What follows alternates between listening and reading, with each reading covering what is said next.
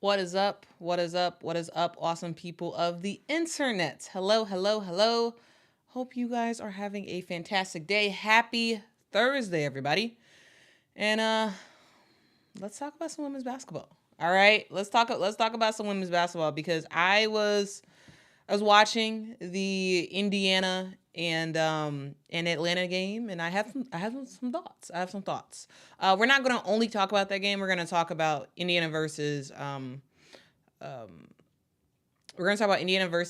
Atlanta. We're also going to talk about the New York Liberty versus Connecticut Sun game that was also happening at the same exact time.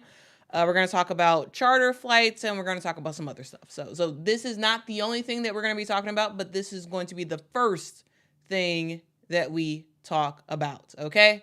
So awesome people of the internet. I hope you all are having a fantastic day.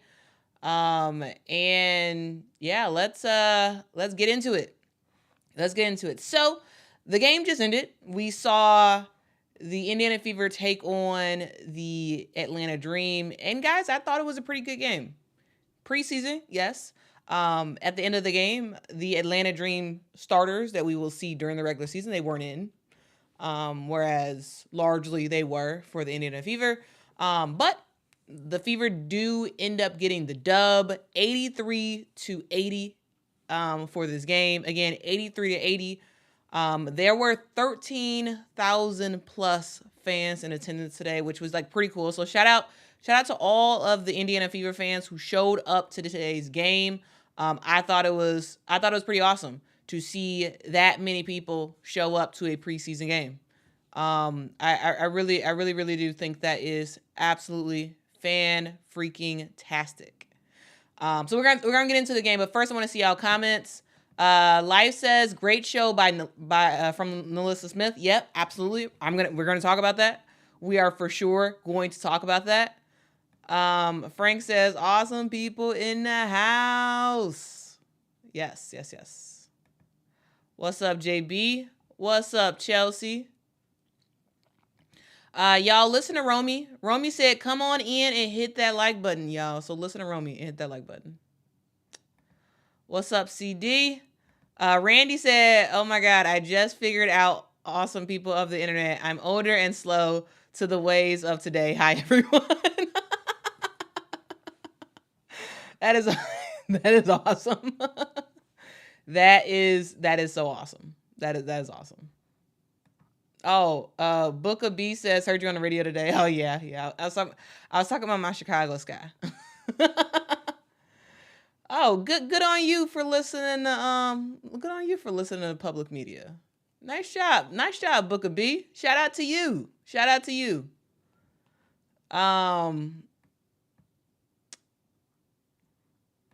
Lance says, so who is winning? I mean, the game is over. So the Indiana Fever won. Yep, 83-80.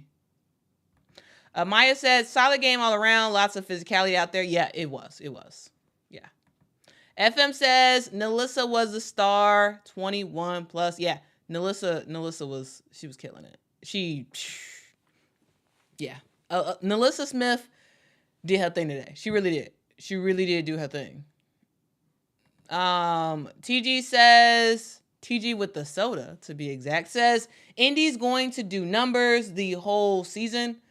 Facts. I agree with that. Alicia says, I enjoy watching Caitlyn Clark react when her shots wouldn't fall. She's definitely grown in that area. She was definitely trying to find other ways to help her team. Yeah, she was. And guys, did y'all see? Caitlyn Clark had a block. Did y'all see that? I mean, I thought that was pretty cool. Bad Betty says, that game had me on the edge of my seat. And it is way past my bedtime. Fair enough.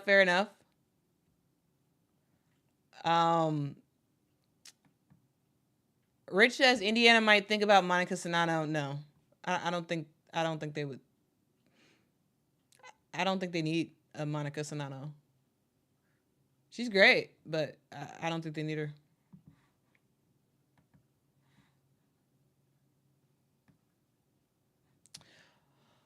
All right. LGM says, fun games to watch, preseason match, but lots of physicality and competition. Yep. Lynn says, really appreciate your content. Thank you. Well, thank you. Thank you for rocking with me, Lynn. I really do appreciate that. All right. So let's get into the particulars about this game. So the game happened. And we saw largely a similar starting lineup to what we will see for the regular season. So for Indiana, here's the starting lineup that we saw. Everybody but one of these players are going to be starting when the regular season actually kicks off. So Kelsey Mitchell is out right now. I'm not sure if Kelsey Mitchell will be healthy and ready to go by the time the regular season actually starts. So we may see Christy Wallace actually start in that first game. But once Kelsey Mitchell is actually back, Christy Wallace is not starting. But Nelissa Smith, Caitlyn Clark, Katie Lou Samuelson, and Aaliyah Boston, that's going to be the lineup when the season actually kicks off. Okay, so largely both teams, both Indiana and Atlanta sort of had their starting lineup in at the beginning of the game. Now, largely, it was a difference in terms of what Christy Size was trying to get out of her team, and versus what Atlanta was trying to get out. I think for Indiana, it was about strengthening the starters and making them feel comfortable with each other. Whereas Atlanta, it was about Tanisha Wright. It felt like Tanisha Wright was like, tomorrow I have to make a lot of cuts, so I'm gonna play a lot of players that I normally wouldn't play because I need to see if you can make the team. Whereas the Fever, it felt like the players, it felt like the players that played are largely going to be the players who actually make the team. So this was a starting lineup for the Indiana Fever. For the Atlanta Dream, we saw, again, basically this is basically going to be the starting lineup when the actual season starts, with the exception of their point guard who is injured right now. So of course Ryan Howard started for the team because she is going to be for sure the sort of leader of the squad, as she has been the last two seasons for the Atlanta Dream. We saw Alicia Gray in the starting lineup once the regular season actually starts. Yes, Alicia Gray will be in the starting lineup. I don't think that's a surprise to anyone. One thing to note is that Jordan Canada is still out. I believe she has a hand injury. She is still out. She will be starting once the season actually starts. Once she gets healthy, basically. But until she gets healthy, it's probably going to be Haley Jones that's going to be starting in her stead. We have Cheyenne Parker, who I thought Cheyenne Parker had a really good game. Cheyenne Parker Tyus, or I forgot exactly how to pronounce her last name. She did get married over the summer, or not over the summer, a couple months ago. So shout out to Cheyenne Parker Tyus for getting married. Shout out to her. Also, Tina Charles is back in the WNBA. She's back in the WNBA, and she did start for the team today. She will be starting once the regular season starts. I can't imagine a scenario where Tina Charles is not actually starting. So yeah, Ryan, Alicia, Haley, Cheyenne, and Tina were in the starting lineup, and largely, that's going to be the starting lineup until Jordan Canada gets healthy. Until she gets healthy, I think that's probably going to be the starting lineup. All right, let's kind of talk about this game. Now, to me, this game was all about this lady right here. This lady right here, her name is Nelissa Smith, guys. Here's the thing. We talk about the big players for Indiana. Their number one pick last year in Aaliyah Boston, who was phenomenal. Who led the league in field goal percentage. She was a starter for the All-Star team last year. Aaliyah Boston was phenomenal. I mean, no, Aaliyah Boston is a phenomenal player. And so there's a lot of people talking about her when it comes to Indiana Fever. Also, another thing that people talk about a lot is Caitlyn Clark. She is new to the team. She is the number 1 pick. Everyone's very, very excited to see what she is going to do for the squad.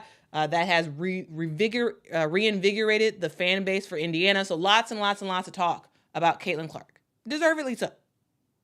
But a player that gets largely forgotten in the conversations about Aaliyah Boston and Caitlyn Clark is Nelissa Smith. Nelissa Smith is a fantastic power forward. I think she's one of those players that can kind of do a little bit of everything. I thought she had a good game. She's pretty efficient from the field. She played a lot of minutes in this game. She played 30 minutes, which I was somewhat surprised about. And actually, Aaliyah Boston also had about 30 minutes as well. I was actually surprised that they played so many minutes. But I thought Nelissa Smith played well. She was 9 of 16 from the field.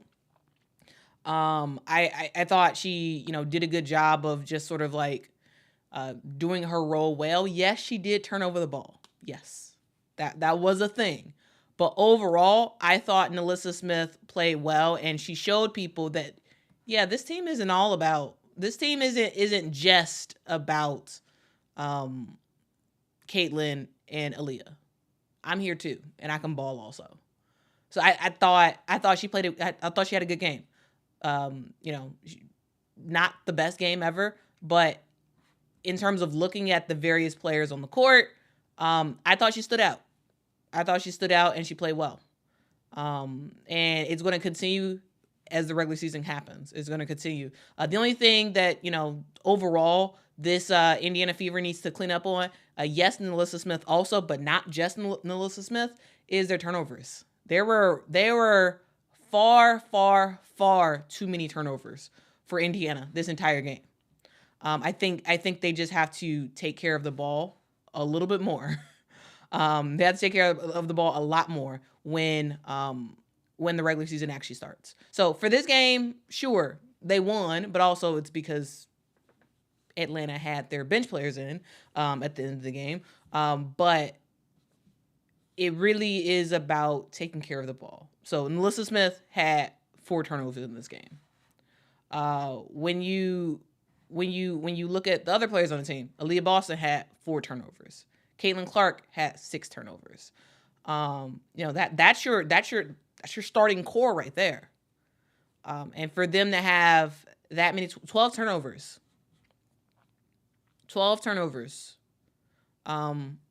Just amongst 3 players.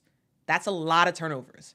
And that's something that this team really does need to clean up on sort of as the season actually starts. And guys, if you all hit that like button, y'all listen to JB. JB said, hit that like button, y'all. Over 450 people in here and only 94 likes. Yes, please hit that like button. That would be absolutely fantastic. Okay. That would be really, really great. So yeah, turnovers, I really do think is something that this team is going to have to work on. I think it's something they have to work on. Jason says, cut them some slack. It's preseason. It is preseason. It is preseason. But still, I mean, I think that's something they need to work on. Jason says, you're a hater. I'm a hater? Okay. All right. All right.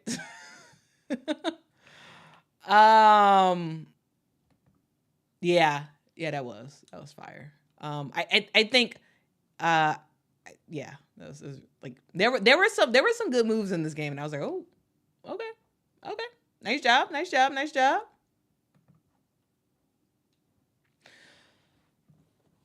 Okay, so overall, you have to fix the amount of turnovers that this team had today. Again, preseason game, not the biggest deal in the world. However, I think this is something that they will for sure need to improve on, because this is going to be the easiest that it gets. This is going to be the easiest that it gets this entire season, preseason.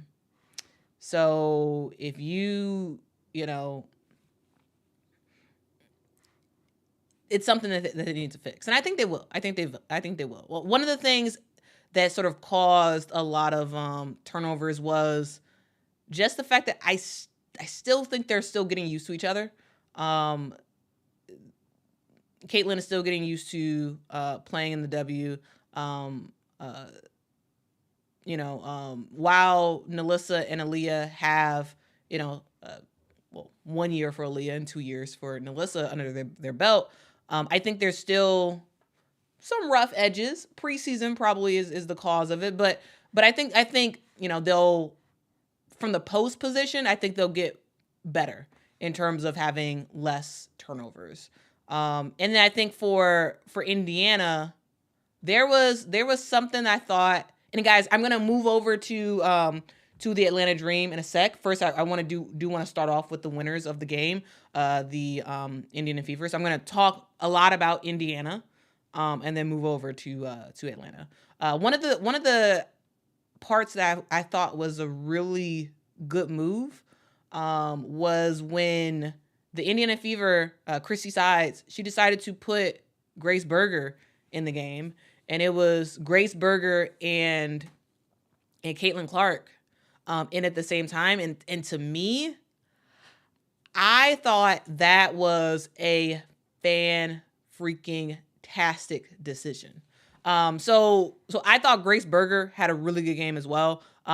She did finish the game 3 of 4 from the field, total of 6 points. If you're just looking at the final box score, you're probably like, what did Grace Berger do? I thought Grace Berger played fantastic in this game. And I think what we were able to see today is a path where, sure, absolutely, Caitlyn Clark is a point guard. But we saw a glimpse of what Caitlyn on the run, like Caitlyn being able to not have the ball at her hands and still have the team like flow in the offense. And I think off ball could be pretty interesting to see that part of Caitlyn's game be explored. That's something that she didn't do that much. She didn't do that much in college because she had the ball a lot because she needed to, right? But I think Grace Berger was a calming effect, it felt like, for this team. And I really, really enjoyed that. I thought Grace Berger played great. I thought that she has at first I thought she was on a bubble. Like I was worried about her possibly getting cut from this team, but after today's performance and after we saw how her and Caitlyn could work together, I was like, okay. I think this could be pretty fun. I think this could be really, really fun. Grace Berger and Caitlyn Clark in the game at the same time. Of course, Grace Berger's not gonna start, right? But having her come off the bench after Kelsey Mitchell, she's probably gonna be coming in for Kelsey Mitchell and having her come in and Caitlyn Clark being at the same time, where Caitlyn can sort of take a break from running the point. I think it could be really fun. So shout out to Grace Berger. I thought she played really well. She had 6 points. She also had 7 rebounds in this game. I mean, not 7 rebounds, 7 assists in this game. And I just thought overall she was great. Overall, she was really, really good, really, really good. So shout out to Grace Berger for having a very, very, very good game. 7 assists, 5 rebounds, 6 points. Played 19 minutes. I thought she played well. I thought she played really, really well, and I think she has convinced Christy Sides that she can play some significant minutes when the season actually starts. So I thought that was a dub. I thought that was a real dub. Now let's see what you all have to say in the chat. Yeah, I do think Grace has been hitting the weights. Yeah. She had those arms last year. CAC says agreed. Berger played really well tonight. She did. Kill says passes will connect. Same happened at Iowa in the early season. Yeah. There were some turnovers that Caitlyn Clark had that once I think once they fully are sort of aligned, where the players on Indiana sort of know the style of passes that Caitlyn's going to give them, and she knows better on how to like anticipate what her teammates are going to do. I think we'll see those turnovers lessen for Caitlyn Clark. So personally, I'm not worried about that at all. I'm not worried about that at all.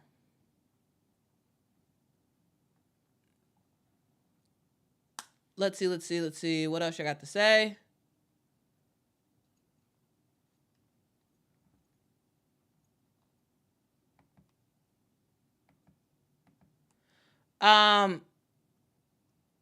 Anya says Kelsey Mitchell will help when she comes back. She can handle and take some load off of Caitlyn Clark.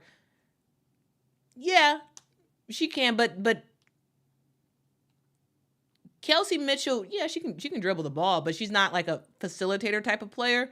So I think when in terms of taking the load off in terms of a scoring perspective, absolutely she can, because Kelsey Mitchell is a really, really great scorer. Like I think she doesn't get all the respect that she deserves because she's been at Indiana for so long, and Indiana hasn't really been good. So I think a lot of people like they know of Kelsey Mitchell and they know she can score a lot, but they don't really check for her.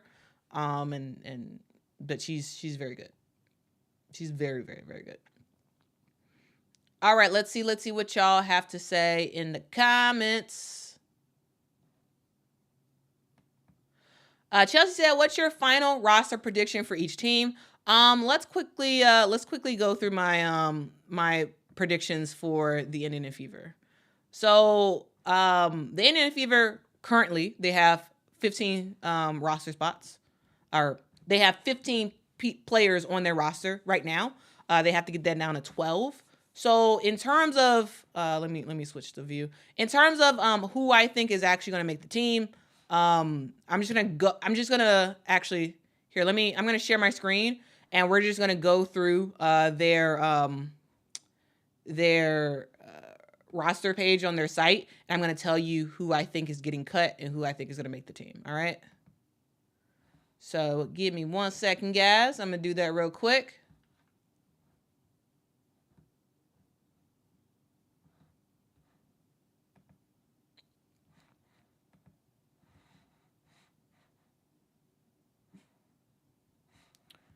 All right. All right, let's look at the current roster for the Indiana Fever. Right now, the Indiana Fever have 15 players on their roster. They have to get that down to 12 players, okay? They have to get that down to 12 players. And when I look at the roster, there's some obvious people who I think are for sure going to get cut. Grace Berger's making the team for sure. Aaliyah Boston's making the team. Maya Caldwell may not make this team. Caitlyn Clark is, of course, making the squad. If she doesn't, I think someone's going to have there's going to be a riot or something. Something crazy is going to happen if she doesn't. Uh-oh. Oh, no. There we go. I think for sure she makes the squad. Now when we sort of continue to go down the list here, Leilani Correa, I don't think she makes the squad. I think she gets cut. Yeah, I think she gets cut. Damaris Dantas, I believe, will make the team. She is currently she's currently on the, I believe she's on the injured list right now. Damaris Dantas, but she will be playing, or she will make the team, I believe. Now on to Timmy Fag Benley. I keep forgetting exactly how to say her name. Timmy Fag Benley. I do think she is going to make this roster. So Adrian, Adrian, thank you so much for the super chat. Adrian says, Quita, what do you think about Fag Benley? Will she make it? What do you think of her play? I like her a lot. I like Timmy. So Timmy's making the roster. And to me, now guys, this sort of comparison is not for everybody. But there is a player in the W that I believe Timmy plays like. And I just lost her name. It's in my head. She played for the Sika Kone. There we go. Sika Kone. So Timmy Fag Benley is a player that has so much potential.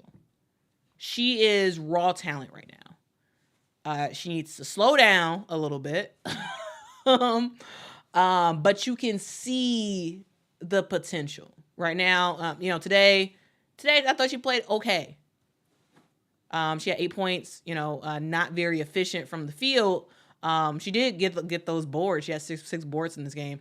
And I really, really, really like her.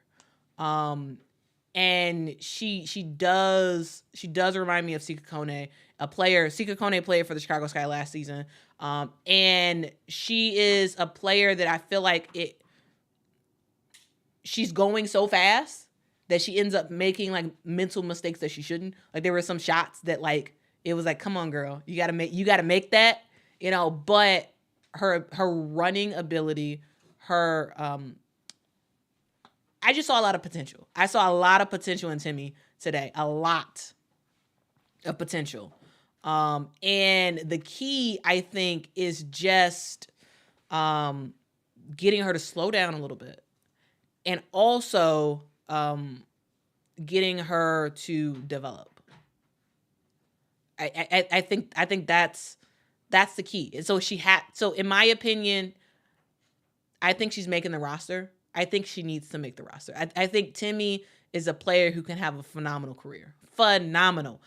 All she needs is a coach that believes in her, and a coach that will take the risk, quote unquote, take the risk on her, because she has a lot of potential. It's just she's a raw player who thinks too fast sometimes. In a lot of ways, I see when I was watching her play today, I was like, in my head, it was like Sika Kone. Like that was a person I kept thinking about, because that was another player that I was like, man, just is thinking a little bit too fast, and some of the movements, like the instinct is there, but the finish is off. And I'm like, man, if they can get a little bit more work done, I think she can turn into a really, really, really good player in the W. So I'm just saying, I think she's gonna make the roster, and I think she's gonna do well. I really do.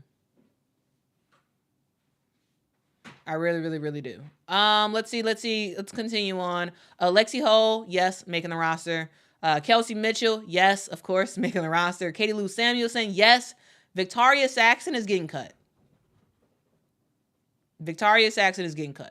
I know that there's a lot of South Carolina fans that will be very bummed if she doesn't make it, but the fact that she played no minutes today, I think she's getting cut. Yeah, I think Victoria is getting cut.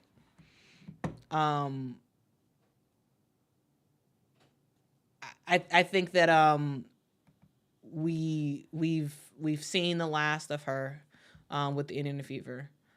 I think the team likes her and whatnot, but at the same time,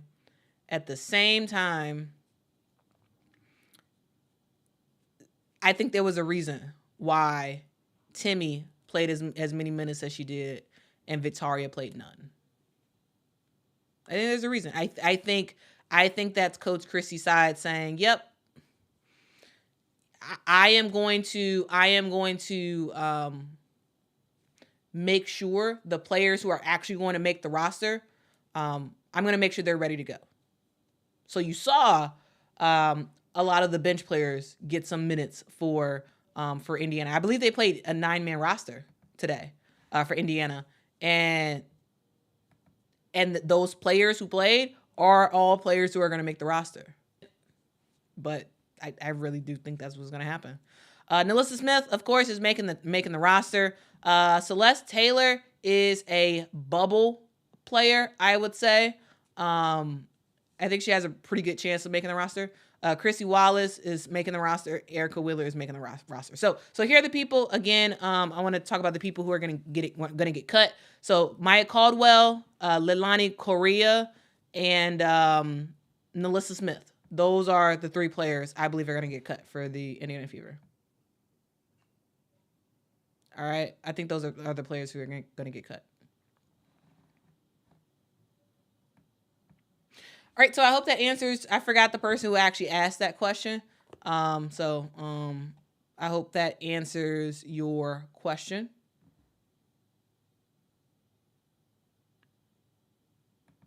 Kyra said, "Keep it classy, y'all." I don't know what's going on in the chat, but yeah, keep it classy, y'all.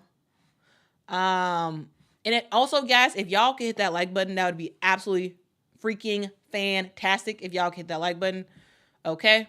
That would be really, really great. We got a lot of people in the chat.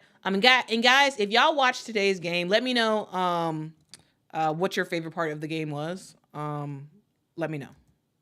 All right, so I'm going to talk about 2 more things for the Indiana Fever, and then we're going to move on and talk about the Atlanta Dream, and then we have some other stuff that I do want to get to later in the stream. Okay, but I do thank y'all so much for rocking with your girl. Appreciate you. All right, so I can't talk about this game without talking about a big time player, right? I can't talk about the Indiana Fever without talking about the player that has gotten a lot of people excited about watching the Indiana Fever. And guys, of course, you all know who I'm talking about, right? It's, of course, Miss Caitlyn Clark. So Caitlyn Clark played okay today. I don't think she played fantastic. I don't think she played bad. Like I think she played okay. I think she had some good moments in this game. And she has some stuff that she needs to work on. But again, this is a preseason game, so not the biggest deal. But for those who do want to know how Caitlyn Clark did, well, let me just talk to you about it. So Caitlyn Clark was pretty off today in terms of her shooting. Like, she tried so hard to get that 3 going. She tried. She made 2 threes, but she was 2 of 9 for the game from the 3-point land. She was trying, and you could tell that she was getting a bit frustrated in herself with her inability to knock down some threes. But ultimately, she finishes the game with 12 points, so not that bad. But she does shoot 33% from the field, so not great. But again, guys, she's a rookie, second game, preseason, not the biggest deal in the world. One thing that Caitlyn Clark has done quite a bit is get close to that triple-double line. And she got kind of close, 12 points, 8 rebounds, 6 assists in the game. So those are the positives, right? She was looking for her teammates. She was finding her teammates at times. Her shot wasn't really falling, but that's going to happen sometimes. And it's all about, well, what else can you do? Okay, if your shot isn't falling, what else can you do? And she can pass the ball. That's something that is very, very different from other players who are most notably shooters, right? If a player who's a straight up shooter, if they can't get it going shooting, they can't do anything else. Caitlyn Clark, if her shooting is not working, she can pass the ball. She can play make, she can pass the ball, she can get her teammates involved. She does finish with 6 assists. She does also finish with 6 turnovers, so that's something to say as well. I think it's more of a issue at times with her not totally understanding the preferences of her teammates just yet, and her teammates not totally understanding Caitlyn Clark just yet in terms of like the way she passes, how she passes, and whatnot. So there were 6 turnovers. So absolutely, that's a thing. I think she's going to get better at passing in the pros, and I think her teammates are gonna understand her a little bit more as well in terms of like how she passes and whatnot. And I think that's just I don't think that's a big deal. So 6 assists, 6 turnovers. To me, that's kind of a wash. It kind of washes this stuff out. She does get some really good rebounds as well, and so that's something to note. She had 8 rebounds in this game, so pretty good. Also, guys, I just have to say, guys, is it just me or did Caitlyn Clark do a pretty good job defending today? Is it just me or do y'all think the same? Like I thought she was pretty good. I mean, I thought she wasn't bad at defense. She's pretty decent at defense today. She even y'all, did y'all see that block she had? I was like, yo. Caitlyn Clark had a block, and then it was Grace Berger who had a block at the wait, was it a block? She had a deflection or whatever at the end of the game. Like I was like, okay. But Caitlyn Clark with a block though. I thought that was kind of cool. So defensively, I thought Caitlyn did well. I thought she did pretty good. So shout out to her.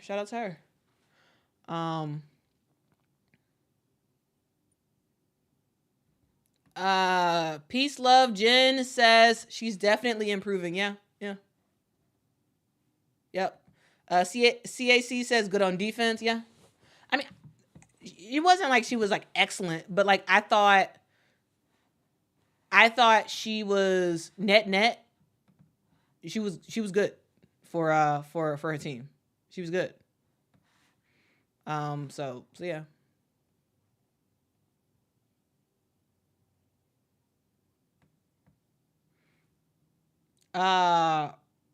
Roscoe says, yeah, my head started to hurt watching that dream team. What? I don't understand what that means. Maybe I'm missing something. Lorenzo says, wow, you said the quiet part out loud. Caitlyn playing great defense. I didn't say great, but yeah, she played. I thought she played good defense. Yeah. Now I thought that oh my goodness, Celeste Taylor also played good defense today. But that's what Celeste Taylor does. She's known for defense. So that it's to me, I find it more impressive when a player who is not known for defense can actually do a pretty good job and make sure that they're not a liability for their teammates. So. Kyra says, no real players for the post. Am I wrong? I mean, Nelissa Smith was doing her thing, but Aaliyah Boston, she's okay today. I think she's just still slowly getting into the swing of things. It feels like she's not the Aaliyah Boston of last year yet. Why? I don't know. I think it's just a slow start for her for the preseason. I think she'll be fine once the regular season starts, I think. But today, Aaliyah Boston, 11 points. She was pretty efficient, 5 of 8 from the field. But it wasn't the Aaliyah Boston of last year that I saw, that I remember watching. So ultimately, she'll be fine. But yeah, it was a different Aaliyah Boston. Again, not that big of a deal.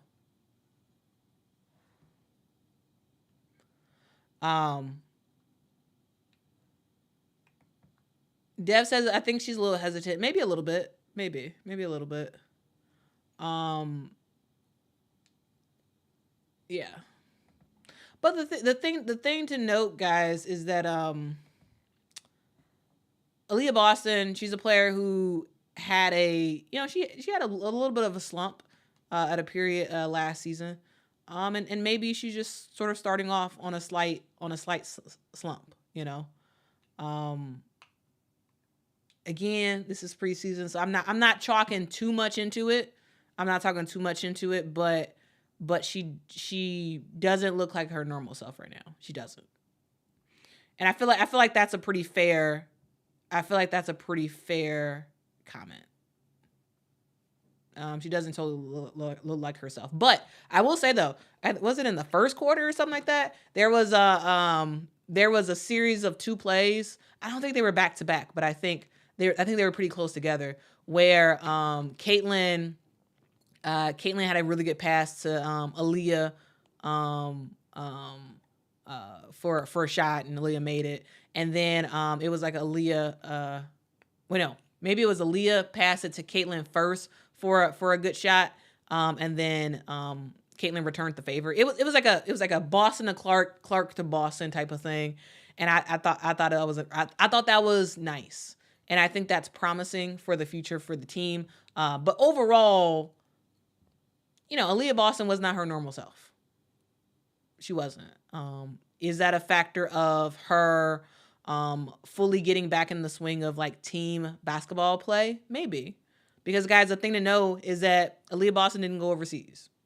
A lot of the other players in the WNBA, they went overseas, or they stayed in America and played Athletes Unlimited basketball.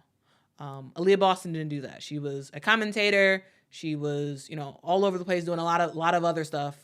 Fantastic commentator, by the way. Like, Aaliyah Boston is top notch. She's really, really good as a commentator. Could that be affecting her sort of slowness? Maybe. The fact that a lot of the other players are sort of ready to go, and she's just offensively, she's taking her time a little bit. Maybe that's a thing. But again, guys, I don't think this is a cause for concern. I don't think this is a cause for worry. I think this is just a thing. So that's exactly how I'm saying it. I'm saying it's just a thing. So I hope no one ends up saying, "Oh, Quita's saying that Aaliyah Boston looks bad," or like whatever. That's not what I'm saying. I think it's just a thing. She's a little rusty today, a little not her normal self today, and ultimately that's not that big of a deal. But it's a thing, and I just wanted to state it. All right. It is a thing. So yeah, again, not that big of a deal.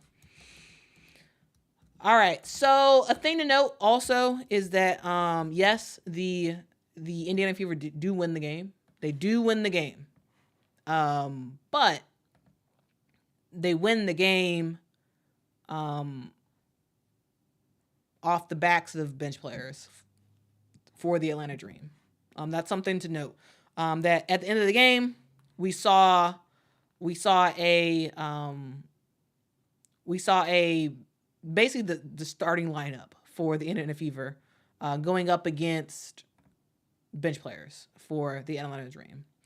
At the end of the game, we saw Letitia Ami here in the game, Destiny Henderson, Crystal Dangerfield, Aerial Powers. I forgot the other person who was on the court at the end of the game for the Atlanta Dream.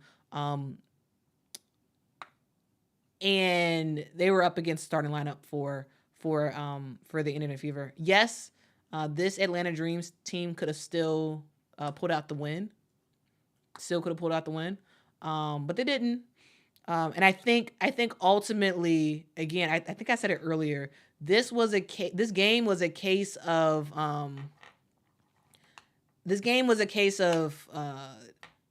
coaching, right? It was about figuring out the goals of each coach. So Chrissy Sides, her goal was to get the starters and the players who are really going to play. It was her goal to get them raring to go, to give them a lot of minutes and just sort of make that thing happen, right? To just play your starters like your starters, playing them 30 plus minutes and saying like, hey, this is how it's going to be for the season. I want to see y'all play together a lot more. I want to see y'all gel together. I want to see what y'all can do together.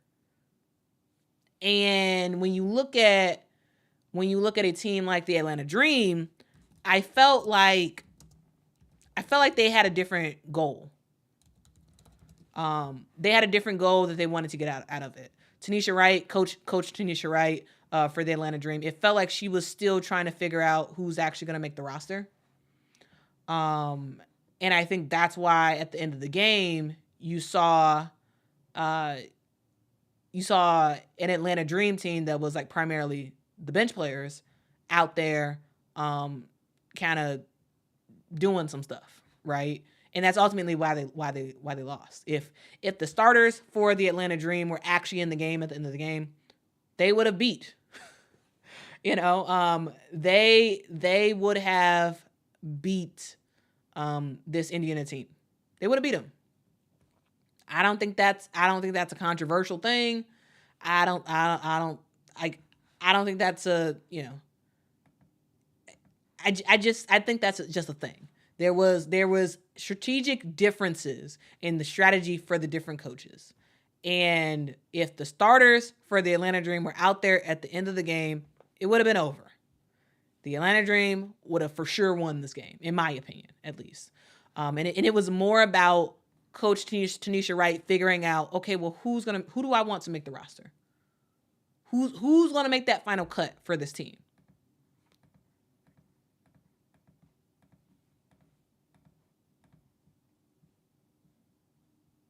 Because the thing to note, guys, is that I talked about how the Indiana Fever had 15 players on the roster, and they need to cut that down.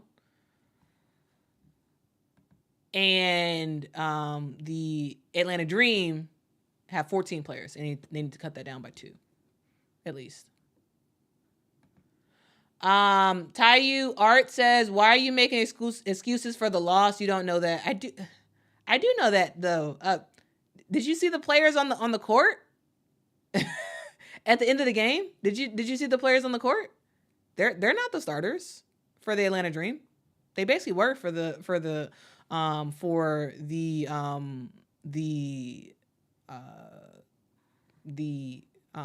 Indiana Fever.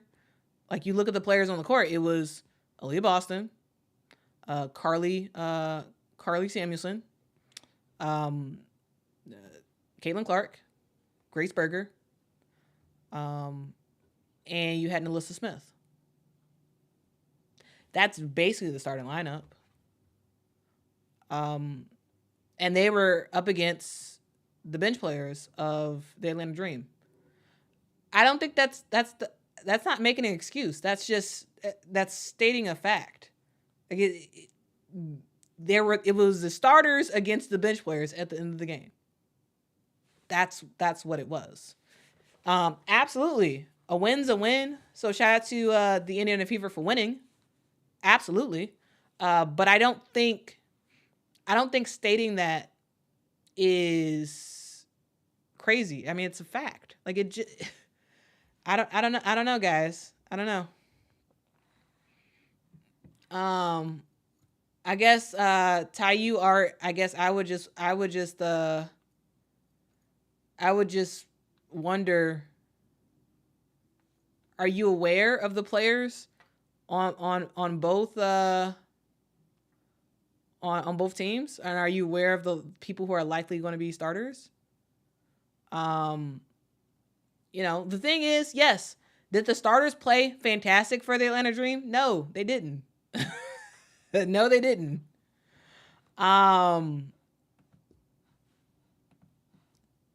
They didn't. I thought, Tina Charles was okay. Cheyenne Parker Cheyenne Parker was pretty good. And I thought she was like the best. It was her and, it was basically her that was like the best player on the court for the Atlanta Dream. I thought she played well. I thought Ryan Howard didn't have that great of a game.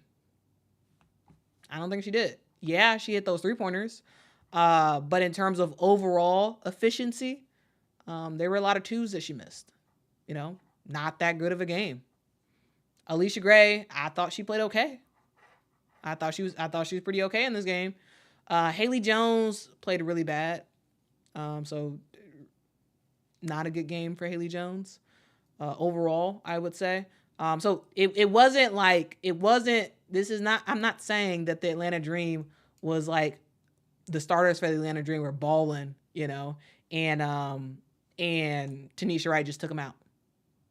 There were times where the Indiana Fever was doing a thing against the starters for the Atlanta Dream. But what I am saying is, when it came down to it, I think if the starters for the Atlanta Dream were in the game at the end of the game, I think they would have ended up winning the game. It's my opinion. Maybe I'm wrong, but that's my thought.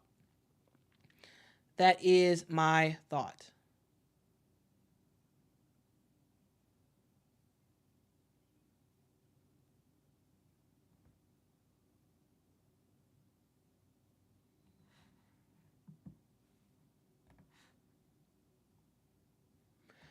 Kenneth says it's a preseason game, folks. Relax, and guys, that is something that we have to continue to remember.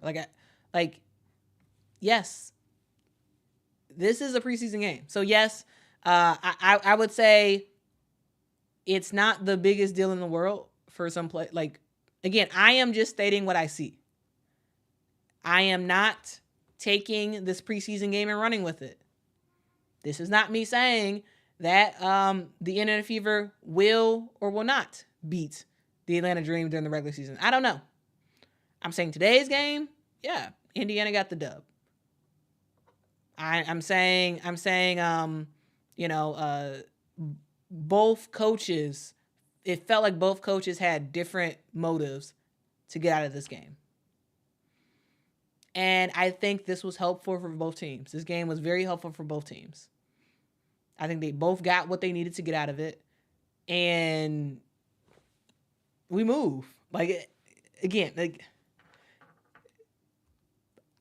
don't want people to take this game and just take it and run with it and be like, oh, the Indiana Fever is gonna beat everybody, or oh, the Atlanta Dream suck. No, guys, it's just a preseason game. Again, just like when I said with Aaliyah Boston. Yeah, she looked a little rusty today. Not the biggest of deals. It's a preseason, so when the regular season starts, if it continues, if some of the play continues, then they'll figure it out. They'll figure it out when we come down to it. But right now, it's just a thing. It's just a thing. We state what we see, but we don't extrapolate into some huge philosophy. Because again, guys, this is preseason. So I know that some of y'all are probably new to the WNBA. This is probably the first time that you all may be watching preseason WNBA basketball or WNBA basketball in general. So I just wanted to just state that for whoever can find that helpful.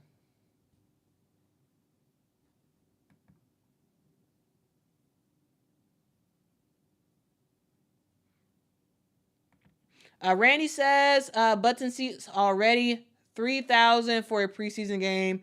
Now they focus on team chemistry and winning. Yeah. I mean, I think 3,000 fans, that's pretty phenomenal, guys. That is pretty phenomenal. And guys, remember, this is for an Indiana Fever team who could barely get fans in the stands. And I think the fact that they have 3,000 fans attending a preseason game, I think that's a huge W. I think the Indiana Fever management should be very, very happy the fact that we have gotten to this point. I think that's a huge dub. That's a huge dub. Maybe in the future, what I'll do is I will just actually maybe I'll do it right now.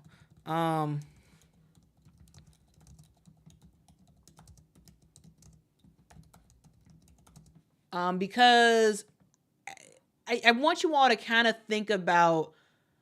I want you guys to like really, really think about like where we are right now in the WNBA and how historic this is. And how just really, really how fantastic this is. The fact that we have 3,000 or not 3,000. I think I was saying 3,000. 13,000. I'm sorry. I was probably saying 3,000. Sorry about that. 13,000 fans at a preseason game. I think that's just a huge dub. That's a huge, huge, huge dub. And I think that's something that we should be very, very, very happy about. And guys, here's a graphic I want to share y'all. So again, guys, 3,000. Guys, 13,000 fans watched tonight's game with the Indiana Fever versus the Atlanta Dream.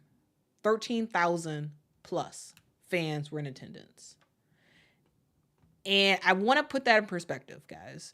And if you can see here on the screen, I have the figures for league attendance by team. I hope you all can see this. Let me know in the chat if you can't. Down below here, you see the Indiana Fever. They were second to last in attendance last year. They averaged 4,066 fans a game. 4,066 fans per game last season. Not good, right?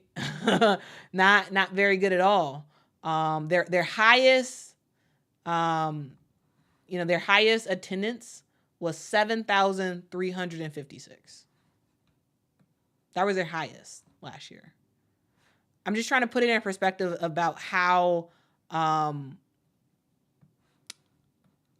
different this Indiana team looks from last year to this year. 13,000 for a preseason game. And the regular season last year, they only averaged 4,000 fans. In fact, there is no there are very few WNBA teams that even had more than 13,000 fans last year. Washington Mystics are one, the Minnesota Lynx, Seattle Storm, Phoenix Mercury, and Las Vegas Aces. So I want to make sure that as we sort of talk about this season for the WNBA, that we just sort of recognize the fact that we are in a different space. The game has grown for the WNBA. You know, what a difference a year makes. What a difference. And yeah, Jason, you're right. Yeah, this is the Caitlyn Clark effect. It is. I really do think it is. And there are some people who get really upset at that phrase. There are some people who get really, really upset about it. I don't. I just think it's a thing. I think it's a thing, and I think it's something that we gotta acknowledge. You know, a lot of the fans were coming out to see Caitlyn Clark. They were. But also, as they came to watch Caitlyn Clark, they saw Nelissa Smith, doing her thing. They saw Grace Berger doing her thing. And I think that'll just keep coming. I think that'll just keep coming. So I think it's fantastic. And guys, I also do just want to show you 2022 data, because it was even worse. That was the year in 2022. That was the year where the Indiana Fever did not have a home stadium. They were just sort of moving all around. That year they played in a barn for part of the year at Farmers. I believe it's called Farmers Coliseum in Indiana, because their home court at Gamebridge was under construction, so they couldn't play there. And they roamed a lot of places. That year in 2022, this team averaged 1,775 people on average per game. Their highest that season was 3,212. We are in a much different space for the Indiana Fever. In 2 years, this team goes from 1,700 fans on average for an entire season to 13,000 plus for a preseason game. I think that's awesome. So I really do hope that all the people who came out to watch this game, I hope that they stay. I hope that they stay and they support this Indiana Fever team throughout the season. I hope they support them whether or not they win or lose, because that's what fandom is all about, guys. It's about finding a team to support and staying with them. Whether or not it's the Clark effect or whatever, this is phenomenal for the Indiana Fever. This is phenomenal for the WNBA. I think this is just great. Like I have zero issues with this. I think this is phenomenal. I really do think this is phenomenal. I know that there's some people who don't think it's great. I think it's great.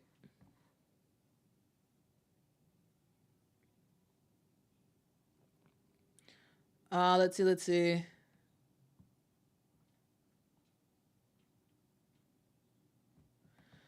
Kenneth says, not sure why folks are upset about the Caitlyn Clark effect. It's great for the WNBA. I agree with that. I agree.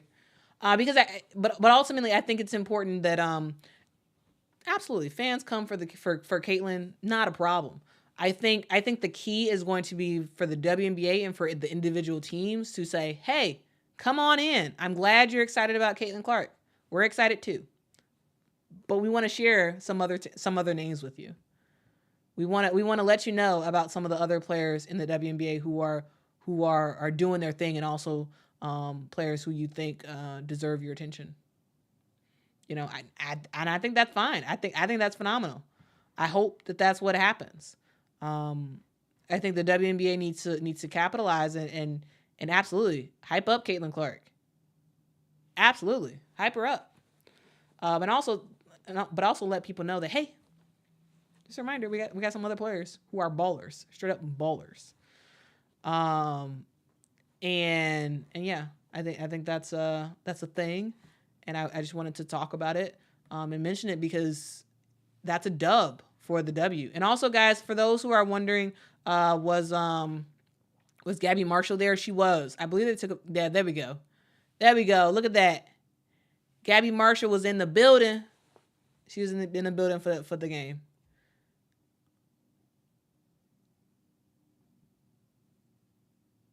She was in the building. Look at that. They showed her on screen at the game itself. I think, yeah. And of course she repping number 22, of course. But yeah, I just, that was a quick side note.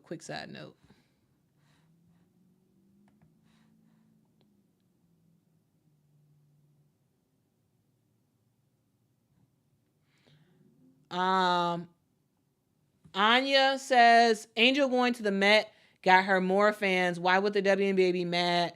That helps bring more people. Is the WNBA mad about that? If they are, I agree with you, Anya. They shouldn't be. I think the ability to have transcendent players, players who are not just one dimensional. Angel Reese is a celebrity. She's a celebrity that can play basketball. That's what she is. Straight up celebrity. Hobnobbing with the likes of, Cardi B, Usher, and others. Having a conversation with them. She said at Media Day yesterday, Angel Reese, she said that she was talking to some of the celebrities and that they're gonna be coming to some games. So I think Cardi's going to a New York game and Usher's gonna be at a game when the Sky are playing Vegas. And the fact that you have a player on your team that can be a freaking celebrity.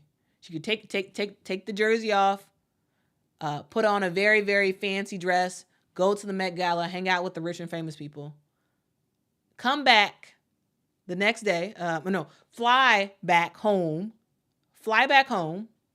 that same day, fly back to Chicago, ball like mad the next day.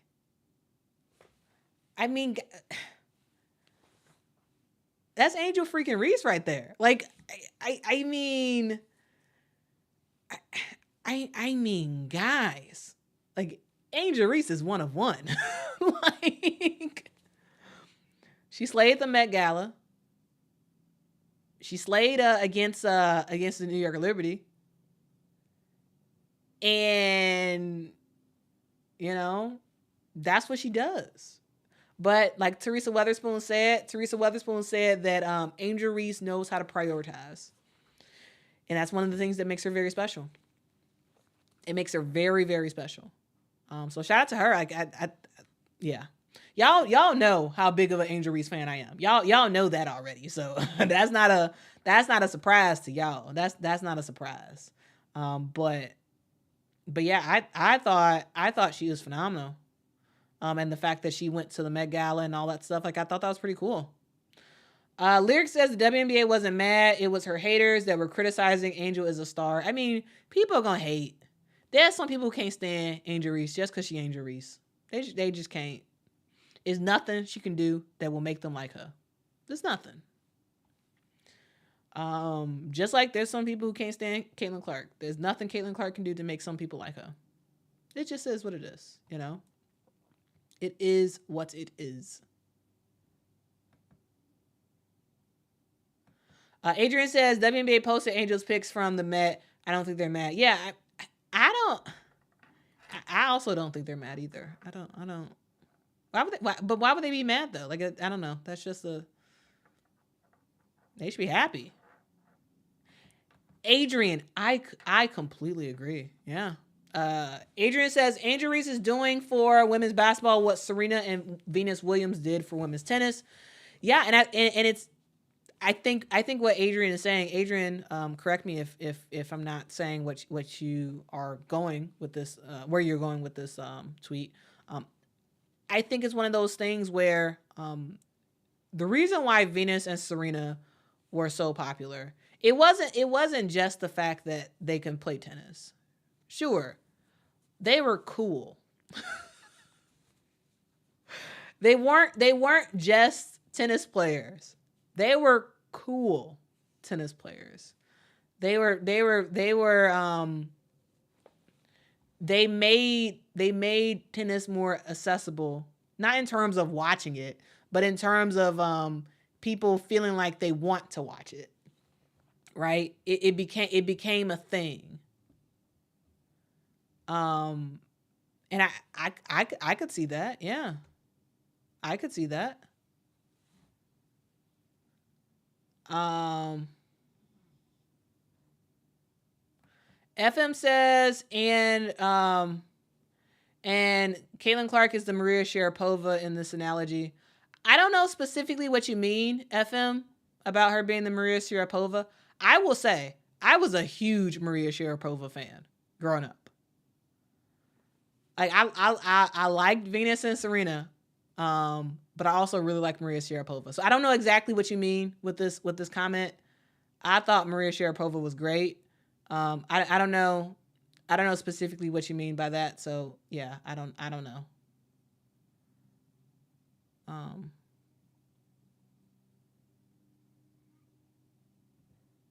Country says, wow, I didn't know K-pop was so toxic. K-pop?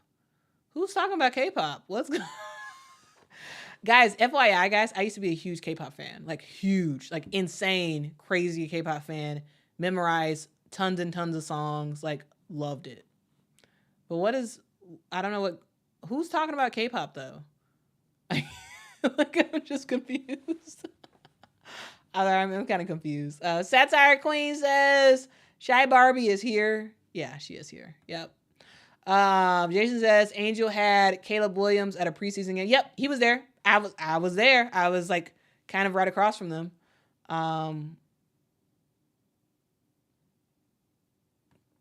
Goodness Reddit says Maria Sharapova was not that good. I mean, I thought she was good. I thought she was very good. I mean, she wasn't as good as Venus and Serena, but I thought she was a very good player.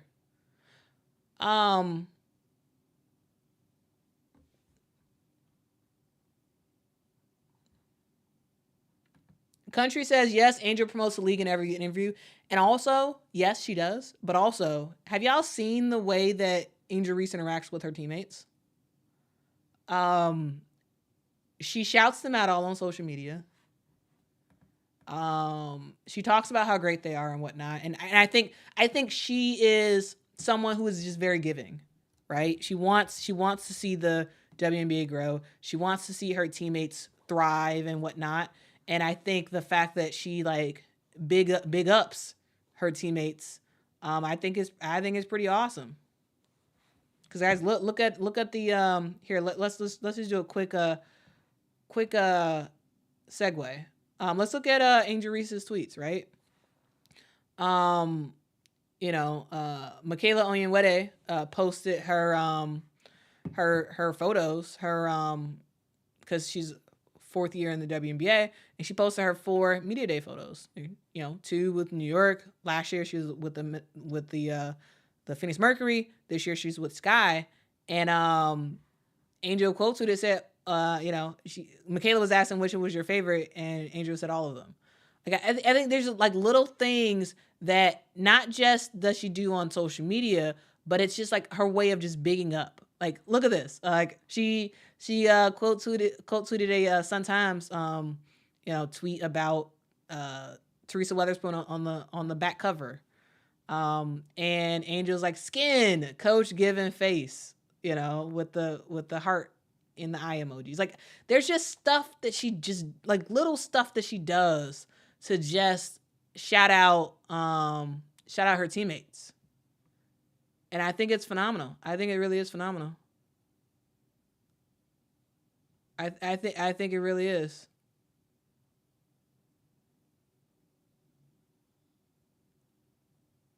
But y'all, she told y'all. She's Angel said, so y'all can delete them drafts and tweets saying I shouldn't have gone to the Met Gala and I can't do both. I can do all things through Christ that strengthens me. And another one, last one, we'll finish off on this. Somebody, tweeted her and Kaiser, hugging each other at the game. And Kaiser said, this means everything to me. And then Angel retweeted it. Like, there's just little things that Angel does to just sort of like big up her teammates. And I think that's phenomenal. I think it's awesome. All right, guys. I don't exactly know how we got into this. I don't know exactly how we got into this conversation.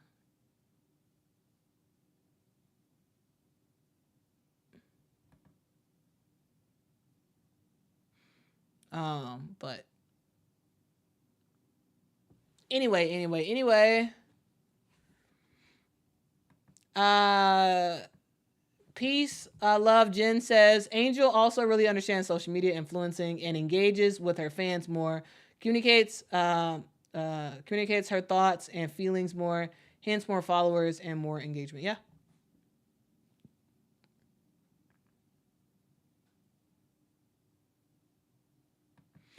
Kyra says, Quita, are you gonna go live from the Sky channel too? Yeah, in the future, yeah. So I'll go. The goal is to go live at just about every single home game. Is to go live from that channel. So yeah, I will be live for that channel, and then for all future either live or recorded versions of Talking Sky with Mom, we will be going from that channel. So, but also, guys, earlier today I did post a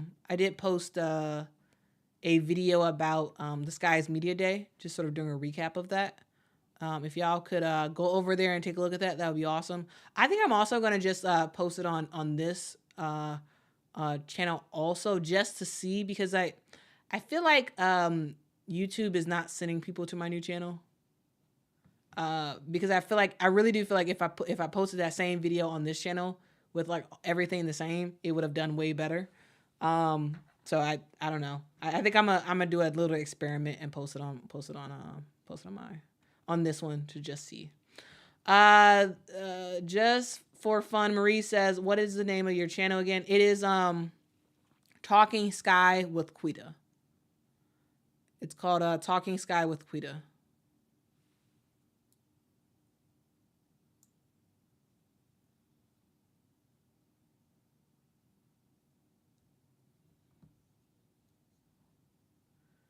All right. So guys, I do want to quickly talk about the New York Liberty versus Connecticut Sun game. So this is a game that originally was supposed to be live streamed by the Connecticut Sun on their social media, and for some odd reason, when I went on their YouTube to watch the stream, it wasn't working. So unfortunately, I was not able to actually watch that game live. But we're going to just talk through the box score and talk about what happened. The New York Liberty barely defeated the Connecticut Sun.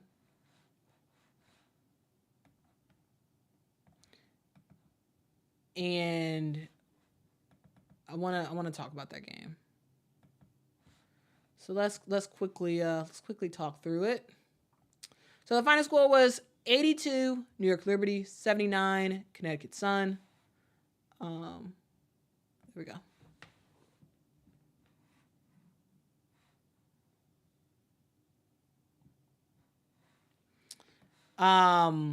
Now this was a way better game for the New York Liberty than the game versus Chicago, because guys, remember, Chicago destroyed the New York Liberty.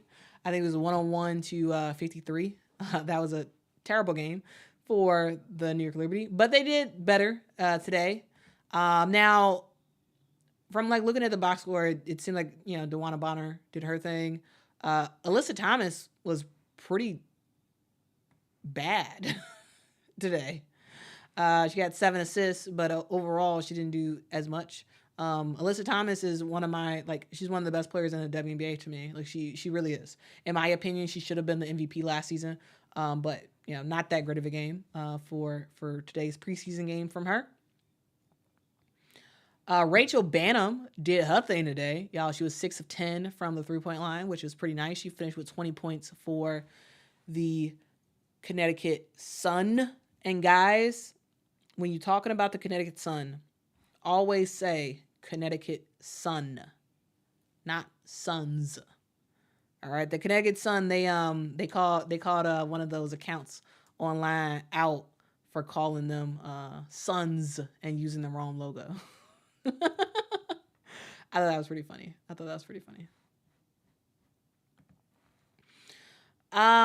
For the New York Liberty, you know, Benai Laney, she played pretty well today.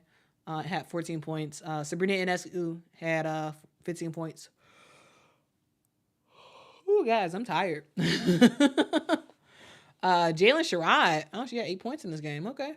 All right. And Marquisha Davis had 18, not 18, 8 points in this game. But yeah, ultimately, the New York Liberty, they come back and get the dub.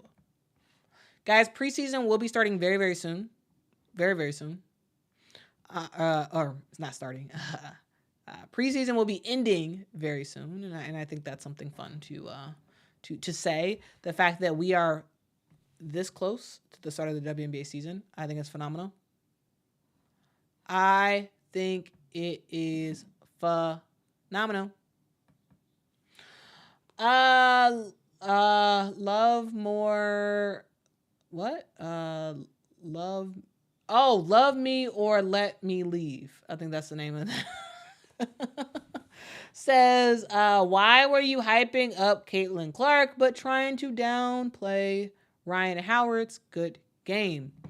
I mean, I don't think I was doing that, but yeah, I don't know if you heard my commentary, but I thought Caitlyn Clark played okay. You know, she didn't have a exceptionally good game. She didn't have an exceptionally bad game. I thought she played okay. I don't know exactly how that's hyping her up. But when someone plays really, really, really, really good, I'll acknowledge that for sure. But I would say for the Atlanta Dream, personally, I think the best player for the Atlanta Dream today was Cheyenne Parker. I thought Cheyenne Parker was the best player on the Atlanta Dream today. But yeah.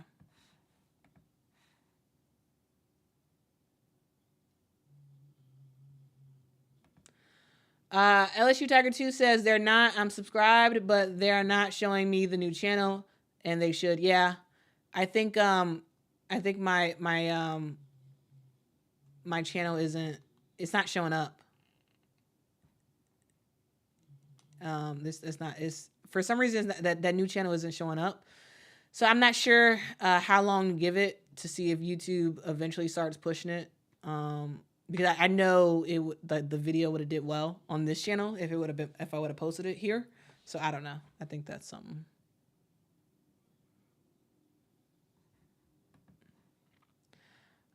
Adrian, thank you so much for the super chat. Adrian says everybody wants to know about the charter flights in the chat. Okay, so let's move on over. Let's move on over to talk about charter flights.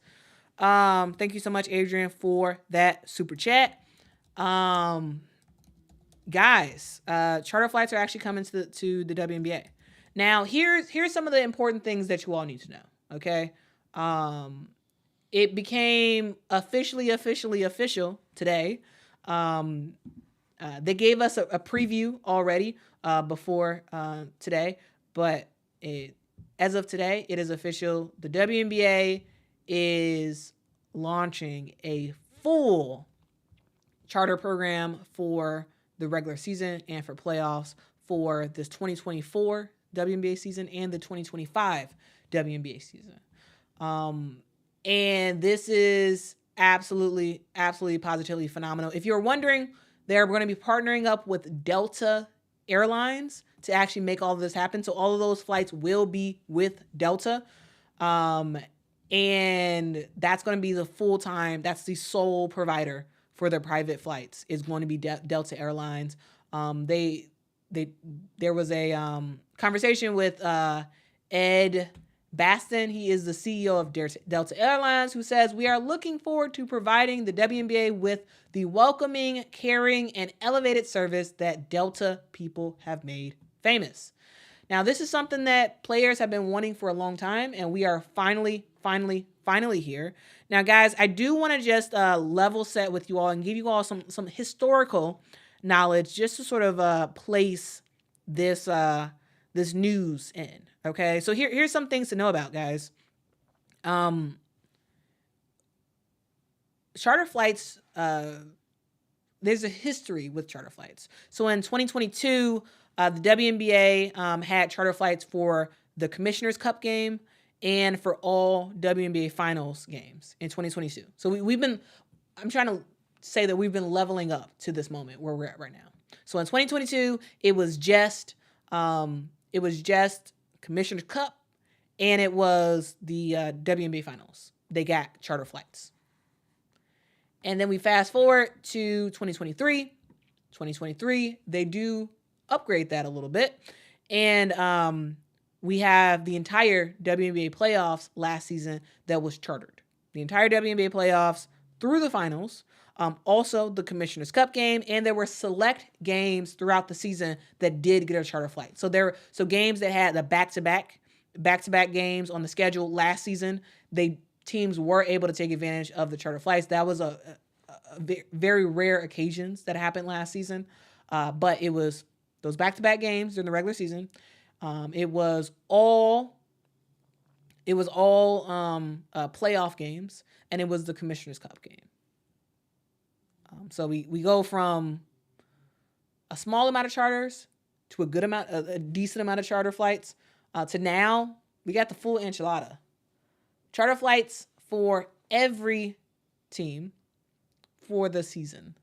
Not just the season, of course, but for the playoffs as well. So this is where we're at, guys. It's gonna be quite a bit of money to do that. Last year, the WNBA estimated $4.5 million for the charter flights that they did, the playoffs and the select back-to-backs and whatnot. But for this year, they're gonna spend some money, right? They're gonna spend quite a bit of money to ensure that this thing actually happens. So yes, they are working with Delta for the flights, but guys, the WNBA is coming out of their pocket for this. This isn't this is not a sponsored deal with Delta, where Delta is at least as far as what has come out publicly right now. This is not a sponsored deal. The WNBA will be paying for this out of their own pocket. It's going to cost teams. It's going to cost around $2.5 million per team to actually be able to make these charter flights happen. Roughly $25 million a year to ensure that this is happening. And that's quite a bit of money. So I've heard a lot of people that have like, this should have been happening. The WNBA should have been having charter flights. But guys, that's a lot of money. And I think that the WNBA has been very smart, and I am personally a huge fan of Kathy Engelbert. She's the president of the WNBA. I feel like she's been very smart about slow walking to the point where we are at right now. Because what you don't want to do is you don't want to launch something like that and not have the finances to sustain that. And I think that that the fact that we sort of slow walk to where we're at right now, where people are like, oh, you have the money, y'all just got all these investments, you have the money and all this other stuff, like last year and whatnot. I think what the WNBA was trying to do is they wanted to try to ensure that whatever they implemented, they could actually keep it. Because the worst thing is to start something like this, it gets too unwieldy.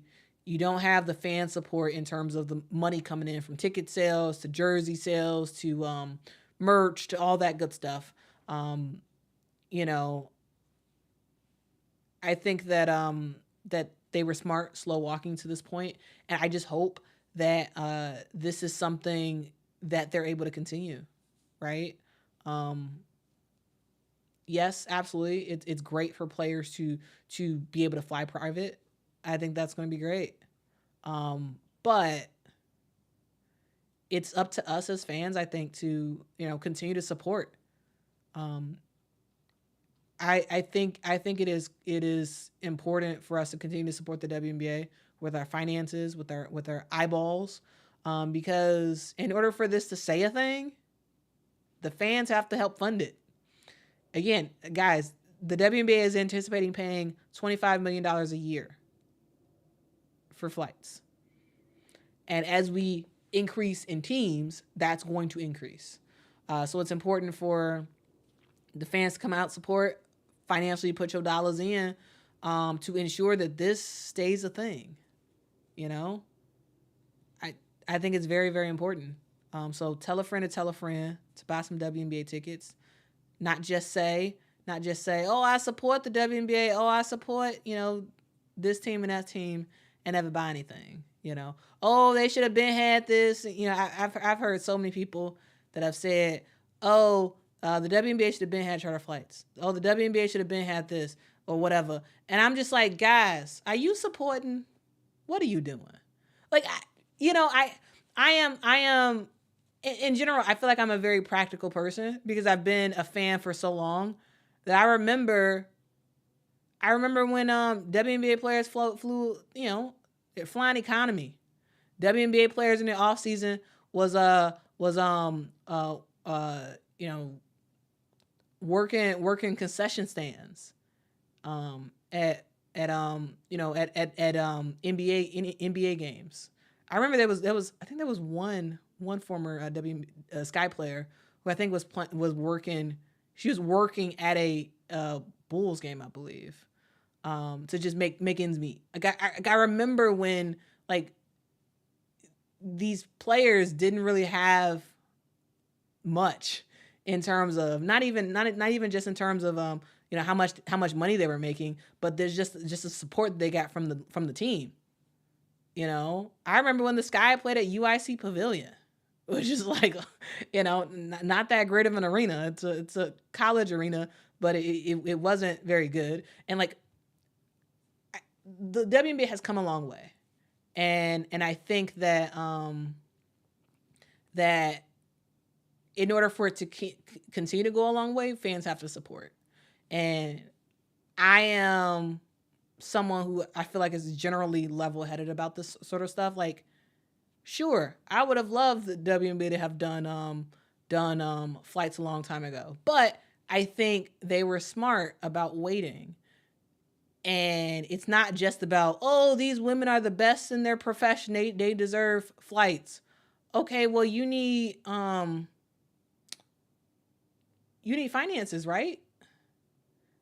Just because these women are the best players in the world does not mean that money just magically appears and flights are had, private flights are had. No, fans actually have to. People who say they're fans actually have to come out and support.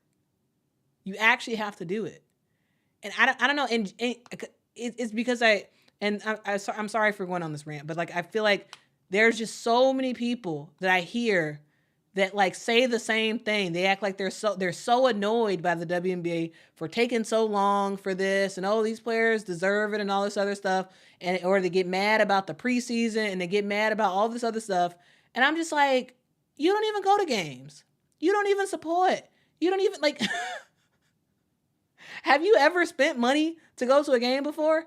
And it's just, I don't know. It's just so, sometimes it just bothers me. I'm just like, people act like they, so pressed about what the WNBA isn't doing for players and whatnot when the WNBA operates on money. If y'all want these players to get this and that, you got to support. Put your money where your mouth is, guys. Please, please, please. Michaela says, this is the third time Quita done this rant, but it needs to be said over and over again because y'all need to support for change. Yeah. Honestly, I feel like I'm a broken record because people love to complain and love to do all that, but at the same time, where's your money, guys? And I'm not specifically talking to y'all watching, but I don't know, that's the thing that pops in my head every single time I see something about it or I talk to someone and it's the same thing. I'm like, well, are you supporting? They're like, oh, they should have had private flights 5 years ago. Well, did you even know the WNBA existed 5 years ago? Did you watch it? I mean, I was watching it. I was at games. I was financially reporting. What were you? You know, I don't know. It's just a thing. It's just a thing. It's just a thing, guys. Anyway, Kyra, thank you so much for the super chat. Kyra says, I need to see Jalen Sherrod on a roster. We'll see. I think it's tough sledding. I really do. I think it's tough sledding for her to make the Liberty roster. I think it really is. Maybe I'll try to get to it tomorrow for tomorrow's live stream to go over the New York Liberty's roster. I could talk about Marquisha Davis and Jalen Sherrod, and we can go through all that. It's tough sledding for her to make the roster though. Really, really is. LSU Tiger 2, thank you so much for the super chat. Says the president looked like he had a long day, and who's the biggest threat to the Aces? Yeah, guys, if y'all don't understand LSU Tiger 2's comment, it's because the Las Vegas Aces actually had their trip to the White House today. They are on the East Coast getting ready for their game against Puerto Rico in South Carolina. So before they went to South Carolina, they did a short detour to Washington, D.C. And the entire team were there. Even Megan Gustafson, even Deasia Fair, Kate Martin, so the players who weren't even on the team last year, they were there too, just sort of taking it in and supporting their teammates. But yeah, guys, I will cover that visit. I'm not sure if I want to do it as a separate video or just include it in Monday's edition of Women's Basketball Weekly. I don't know. I'm not sure, but I will cover it either in Women's Basketball Weekly on Monday or as a standalone video. But says, who is the biggest threat to the Aces? I would say it's the Seattle Storm. Yeah, I would say the Seattle Storm is a pretty big threat. I would say that the Phoenix Mercury is a sizable threat. New York Liberty, sure they're a threat. But not as much of a threat as they were last year. So, thank you so much, Gary, for the super chat. Says supporting the channel. Well, I truly, truly, truly appreciate that. Thank you so much.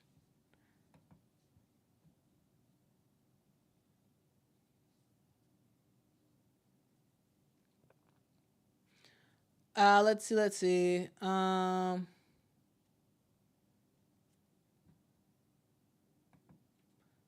Yeah, they do. Yeah, goodness ready. I agree. They do. They go out there and support.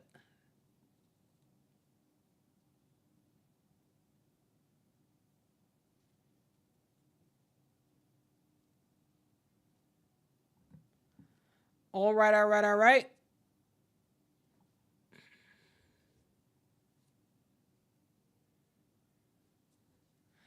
Guys, my alarm is about to go off in 5 minutes, so I think I'm gonna preempt it and finish off. They're kind of, again, they're not as good as they were last year at all, but they're kind of, they're in the ether, but for sure Seattle and Phoenix is more of a threat, I would say. But it really is Seattle, though. It really is just Seattle.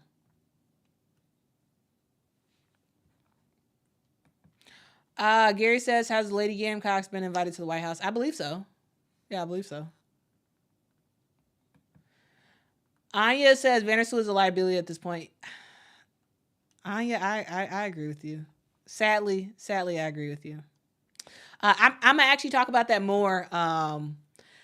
Because I was about to go ahead on my prepared remarks about Courtney Vandersloot, but I'm gonna save that. I'll probably go through that tomorrow. I'll go through that tomorrow. It's a whole thing, and it was a huge mistake by the New York Liberty.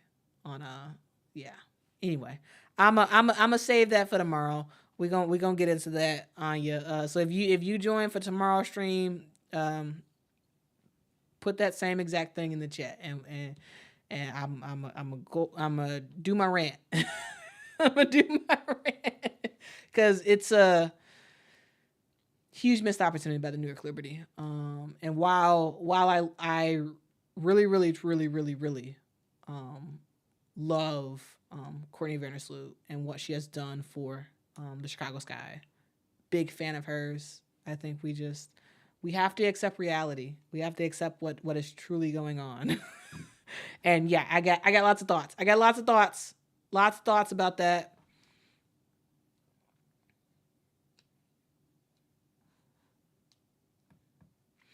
CF20 says Candace Parker landed a big position with Adidas regarding women's sports. It was just announced today. You mean her becoming president of Adidas women's basketball? Yeah, I covered that yesterday in the stream. I probably should have posted that as a separate video. I don't think I did, but yeah.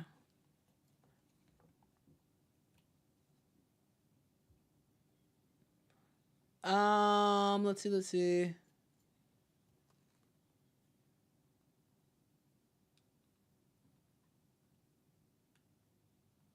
FM says, Quita, did Jill Biden invite Iowa again this year? No, they didn't.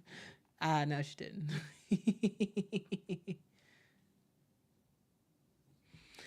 Anyway, guys, I do appreciate y'all rocking with me. I really do. I really, really do. I appreciate y'all, guys. I got a whole lot of rants about a whole lot of other players. Maybe I'll get to some of them tomorrow. But tomorrow, join me for Women's Basketball Weeklies on Monday. Join me for Awesome People of the Internet Friday Hangout tomorrow, guys. We're gonna. My goal is to go through lots of teams. And to do my final previews of the training camp rosters, because the training camp rosters will be turning into regular season rosters come next week. So I do want to cover that before the WNBA season starts. So yeah, guys, I will go through a bunch of teams tomorrow. So New York Liberty, Phoenix Mercury, LA Sparks. We're going down the list. We're going through all of them. The ones that we haven't talked about already. So I believe we've only talked about the Las Vegas Aces and the Indiana Fever so far. So yeah, we'll get to the rest of them tomorrow. That's the goal. Guys, there is a lot. What? There's a lot of okay, lots of people talking about people's looks. Guys, that is my alarm. That is my sleep alarm. I thought I was gonna get off before then. But yeah. Okay. There's lots of conversations about players' looks and whatnot. So I don't think I'm gonna comment on that. I think that's probably a no comment territory right there. But I do want to just say I truly, truly do appreciate you all for rocking with me. I appreciate you all for joining. Joining the stream. There's so much more that we could talk about for women's basketball, but guys, we will get to more of it tomorrow. Tomorrow, I will talk to you all at I'm gonna say 7. We'll probably do the live stream at 7. Yeah. We'll probably have the live stream at 7. LSU Tiger 2 says, no, Quita, I was talking about your dog in the back. Wait, what? I'm confused. Oh, you were talking about...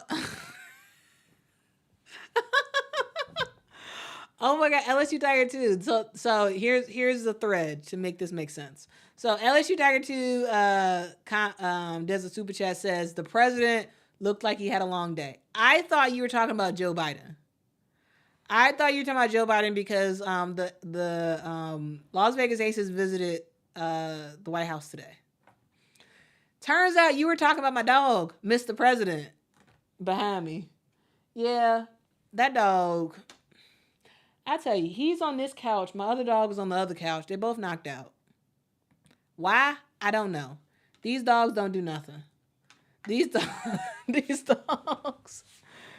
dogs eat, sleep, kind of play a little bit. Mr. President barks, and then that's it. but primarily sleep. That's what they be doing. That's crazy. But that's funny. Thanks for closing the loop on that. I was very I mean, but it would have worked if you're talking about Joe Biden. I mean, you know. Yeah, Beast Love Jen also thought you were talking about Joe Biden.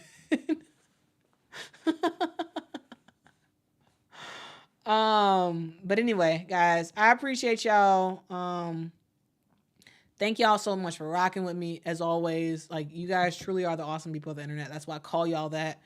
I love talking to y'all.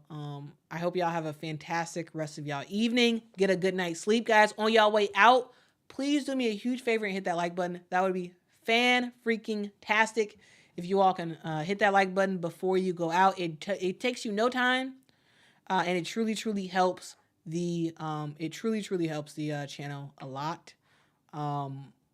But yeah, I appreciate you. And I will talk to y'all tomorrow. Okay, so have a good day. I gotta wake up early tomorrow, get some work done for my regular job, and then we'll hang out and have a good time talking about everything women's basketball. So talk to y'all tomorrow. It's gonna be around 7 p.m. Central Time that I'll be live. Maybe I'll be live a little bit earlier. Depends on how early I actually finish my regular work. But I will see you all later. Oh, actually, I see a comment about drop the link to your other channel. Yes, I will do that. Hold on, guys. I gotta find it myself. So here's my other channel. I really don't think YouTube is pushing anybody to this channel. I'm gonna do an experiment, and I'm gonna guys, if y'all can on y'all way out, while y'all hitting that like button, if y'all can also go to that YouTube channel and hit and subscribe to that.